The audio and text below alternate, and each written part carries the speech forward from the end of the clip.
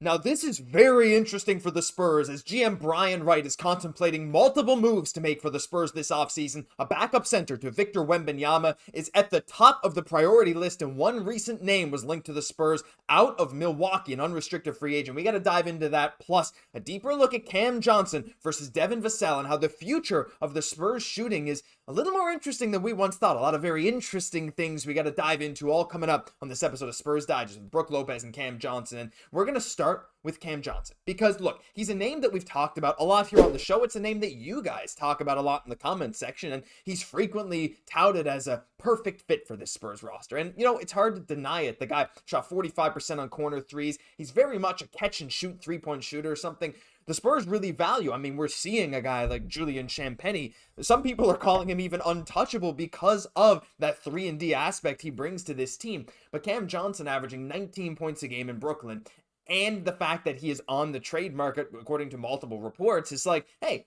he would make a ton of sense on San Antonio. And so when I talk about this and I look at the roster, I'm like, yeah, I could absolutely see it. You know, Harrison Barnes is great, but a guy like Cam Johnson could even be a bit better as he's a bit younger, a bit more of a versatile scorer at this stage of his career. But a lot of people are saying, like, look, a guy like Cam Johnson, especially with Devin Vassell's future maybe being more in question with Dylan Harper coming along, maybe a swap for those guys could make some sense for the Spurs. And I've seen that idea thrown around on different websites over the past like week or so, whether it's Twitter, whether it's in articles talking about the Spurs. I've even seen some of you suggest that in the comments section, some kind of Vassell for Cam Johnson swap. And I just wanted to take this time in the video to dive into some numbers that I thought were very interesting to give some more perspective on Devin Vassell. Because you guys know I made a video talking about how Devin Vassell certainly seems like the odd man out when it comes to the Spurs backcourt of the future. Maybe not next season. You could probably start Fox, start Castle, start Vassell at the 3, and have Dylan Harper just integrate into the NBA off the bench with a big role. That makes sense. But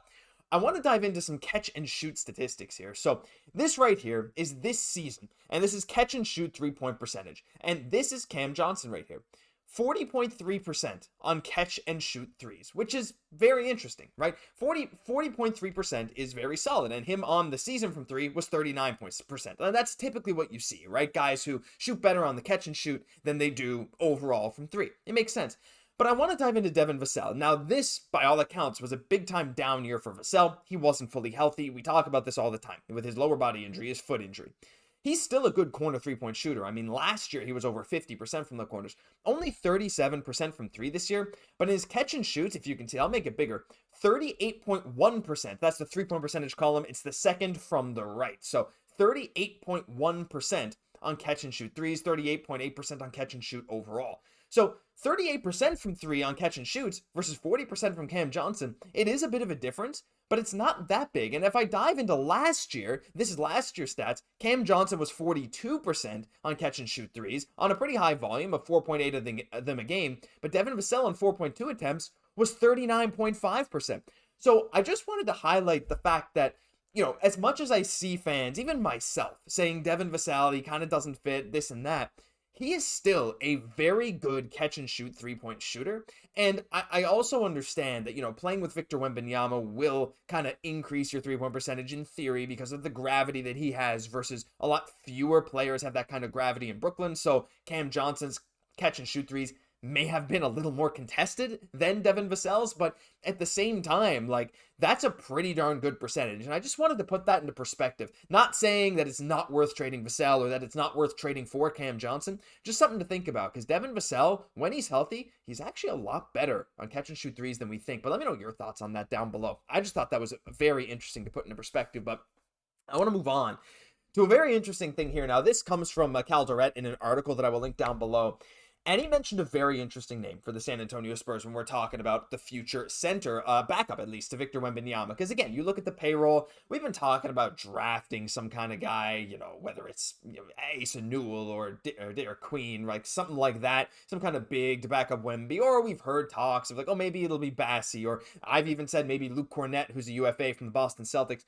But a very interesting name came up in an article that I wanted to bring up here, and he mentions Brook Lopez. And again, I'll link this article down below. Please go read it. There's a lot more to it than just what I'm showing here. Give credit to the original author, but it made me start to think, right? Look, Spurs did something similar last year when they signed Chris Paul to a 1-year, $10 million deal. And Paul provided a big spark for the Spurs. He was very important. And like, you still could bring back Chris Paul. But the big thing is the Spurs have, I believe, the full mid-level exception, which is, I think, $14 million for the 2025-26 season. And when you look at a guy like Brook Lopez, averaging 13 and 5 for the Bucks with, where's the blocks per game? 1.9 blocks per game. Again, he's a bit slower than he was, but his corner three-point shooting percentage was amazing. He's not, much, he doesn't shoot a ton of corner threes, but 51% from the field, 37% from three. And you saw some Bucks fans starting to get a little more frustrated with him as the season went on. And, that's natural when you have Brook Lopez as your starting center. As he turned 37, he started to lose a step for sure. He was always a big staple in their drop coverage in the pick and roll, and that's what he really excelled at. But his foot speed is really starting to lack a bit. He didn't play as well in that drop coverage this year, making more defensive mistakes. His weak side help wasn't quite what it was. Still managed to put up some solid numbers. But when you're looking at a guy like this, there are some teams that might still offer him a starting role at the age of 37, but what better team to go get him, especially for something like you don't even need to sign him for the full MLE at 14 million. If you could get him for less than that on a 1-year deal at like 7 or 8 million, leave yourself another 6 or 7 million to play with in the MLE, I think that could make a ton of sense. Now, would he get offered more than that? Maybe. It's hard to say because veteran contracts like that, a guy who has his experience, championship level center, he's a guy who can still shoot threes, still block a lot of shots, great rim protector. Teams are going to be lining up for him if his price is low, right? But at the same time, I don't think he's going to get any more than the MLE, not at this stage. And when I just picture a Brook Lopez as the backup to Victor Wembanyama, if he's willing to take on that role, I actually think that's better than when I first reacted, because I see like Brook Lopez, San Antonio Spurs. I'm like, no. I mean, Lopez gets kind of crapped on by Bucks fans. I don't love it. But then I think about it, just like how I thought about Kristaps Porzingis, right? I was like, you know what though? A center who can play that bench role, who is a very good rim protector still, especially if you don't have to play him against other teams' starting fives as much as he did in Milwaukee. You don't have to have him as that key guy in your defense, especially when you have Wemby. It's like, he would absolutely thrive in this system at the right price. And, he's a name that I genuinely haven't thought of very much, and I want to hear from you guys. What do you think about Brook Lopez as a potential backup center for the San Antonio Spurs? Again, do I think it's likely? Probably not. He might get re-signed to Milwaukee. There's been some talks of that, though. Again, the Bucks payroll is not in a great spot with Giannis's future in question. Even if he does stay, they got $50 million and Damian Lillard just sitting on the bench because of his injured Achilles, which is so brutal, of course. But bringing back Lopez would put them in even more of a cap crunch. They'd be likely inclined to let him go. Again, championship level teams are going to try and sign him, and he's going to pretty much have his pick of the litter. There is no way he goes unsigned. But the Spurs offering him a role that's going to be more insulated behind Victor Wembanyama, a guy that can provide everything the Spurs need off the bench. Now, again, maybe some extra rebounding would be nice because that's something Lopez doesn't necessarily excel at. Energy, rebounding, that would be nice. But he does provide nice rim protection and some floor spacing. So there's definitely a role for him in this team. Maybe you guys like that idea. Maybe you hate it. I'd love to hear your thoughts down below because that will do it for this episode of Spurs Digest. But if you enjoyed, leave a like, comment, and most importantly, subscribe to the channel. We have some big goals coming for this channel. We'd love to hit 7,000 subscribers by the end of May. So if you're still watching at this point, 8.5 minutes into the video, I think we've earned that subscription. Just check that you haven't already. I'm your host, Josh Gosse, and I'll catch you in the next one.